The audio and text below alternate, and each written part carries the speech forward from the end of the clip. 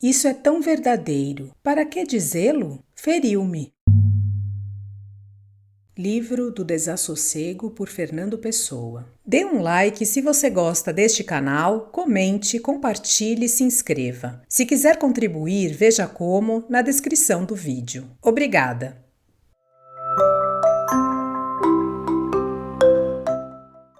Primeira parte. Diário de Bernardo Soares. 368. E os diálogos nos jardins fantásticos que contornam nada definidamente certas chávenas? Que palavras sublimes não devem estar trocando as duas figuras que se assentam no lado de lá daquele bule? E eu, sem ouvidos apropriados para as ouvir, morto na policroma humanidade. Deliciosa psicologia das coisas deveras estáticas. A eternidade tece-a e o gesto que uma figura pintada tem desdenha, do alto da sua eternidade visível, a nossa transitória febre, que nunca se fixa numa atitude nem se demora nos portões de um esgar. Que curioso deve ser o folclore do colorido povo dos painéis. Os amores das figuras bordadas, amores de duas dimensões de uma castidade geométrica, devem ser para entretenimento dos psicólogos ouvidos. Não amamos senão que fingimos amar. O verdadeiro amor, o imortal e inútil, pertence àquelas figuras em que a mudança não entra, pela sua natureza de estáticas. Desde que eu o conheço, o japonês que se senta na convexa do meu bule não mudou ainda. Não saboreou nunca as mãos da mulher que está onde está errado dele. Um colorido extinto como de um sol despejado, entornado, e realiza eternamente as encostas desse monte.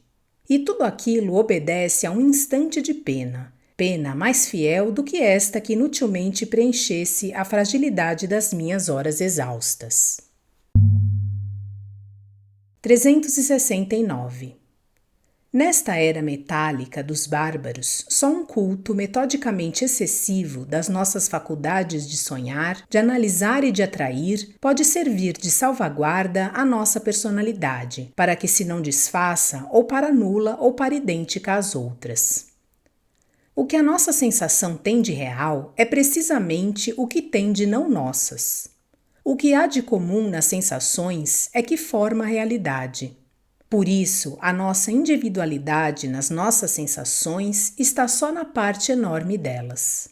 A alegria que eu teria se visse um dia o sol escarlate. Seria tão meu aquele sol, só meu.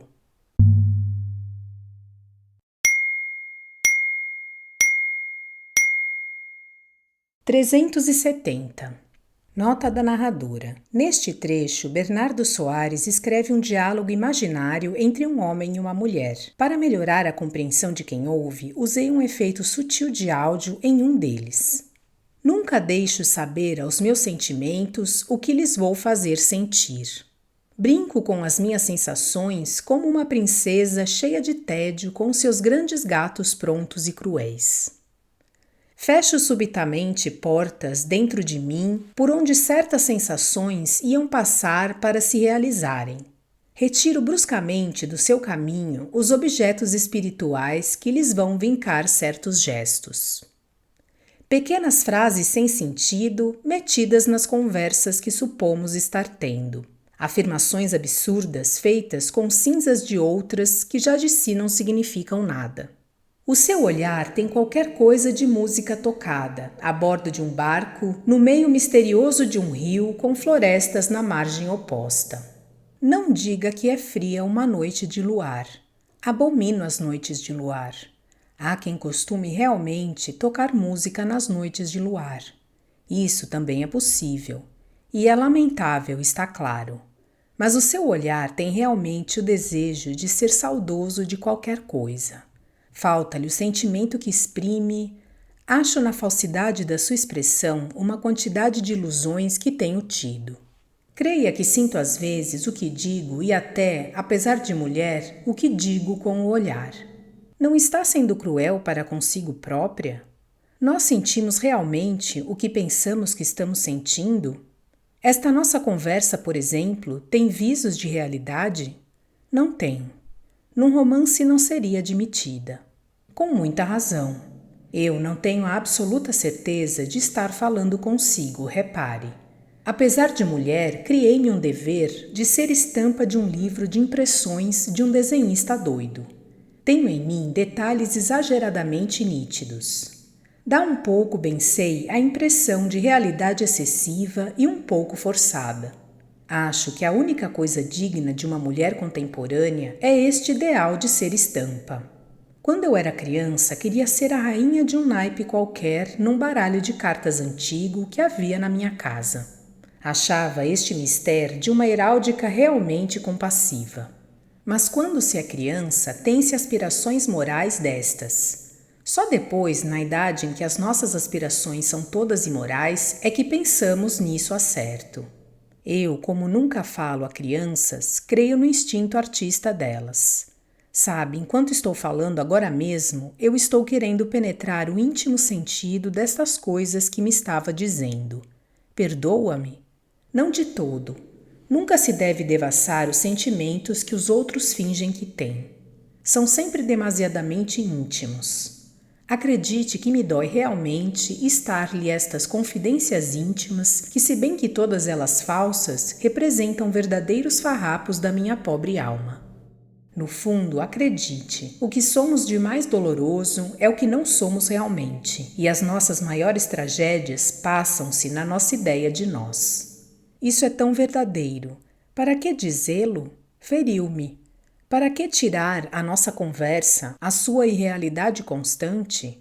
Assim é quase uma conversa possível, passada a uma mesa de chá entre uma mulher linda e um imaginador de sensações. Sim, é a minha vez de pedir perdão. Mas olhe que eu estava distraída e não reparei realmente em que tinha dito uma coisa justa. Mudemos de assunto. Que tarde que é sempre. Não se torne a zangar. Olhe que esta minha frase não tem sentido absolutamente nenhum. Não me peça desculpas, não repare em que estamos falando. Toda a boa conversa deve ser um monólogo de dois. Devemos, no fim, não poder ter a certeza se conversamos realmente com alguém ou se imaginamos totalmente a conversa. As melhores e as mais íntimas conversas, e sobretudo as menos moralmente instrutivas, são aquelas que os romancistas têm entre duas personagens das suas novelas. Como exemplo, por amor de Deus, não ia de certo citar-me um exemplo. Isso só se faz nas gramáticas. Não sei se recorda que até nunca as lemos. Leu alguma vez uma gramática? Eu nunca. Tive sempre uma aversão profunda a saber como se dizem as coisas. A minha única simpatia nas gramáticas ia para as exceções e para os pleonasmos. Escapar às regras e dizer coisas inúteis resume bem a atitude essencialmente moderna. Não é assim que se diz?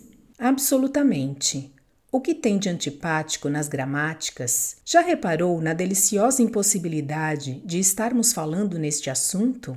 O que há de mais antipático nas gramáticas é o verbo, os verbos. São as palavras que dão sentido às frases. Uma frase honesta deve sempre poder ter vários sentidos. Os verbos. Um amigo meu que se suicidou, cada vez que tenho uma conversa um pouco longa, suicida um amigo. Tinha tencionado dedicar toda a sua vida a destruir os verbos. Ele, por que se suicidou? Espere, ainda não sei. Ele pretendia descobrir e fixar o modo de não completar as frases sem parecer fazê-lo. Ele costumava dizer-me que procurava o micróbio da significação. Suicidou-se, é claro, porque um dia reparou na responsabilidade imensa que tomara sobre si. A importância do problema deu-lhe cabo do cérebro. Um revólver e... Ah, não, isso de modo algum. Não vê que não podia ser um revólver? Um homem desses nunca dá um tiro na cabeça. O senhor pouco se entende com os amigos que nunca teve. É um defeito grande, sabe? A minha melhor amiga, uma deliciosa rapaz que eu inventei, dão-se bem? Tanto quanto é possível. Mas essa rapariga não imagina. As duas criaturas que estavam à mesa de chá não tiveram com certeza esta conversa. mas estavam tão alinhadas e bem vestidas que era pena que não falassem assim. Por isso escrevi esta conversa para elas a terem tido.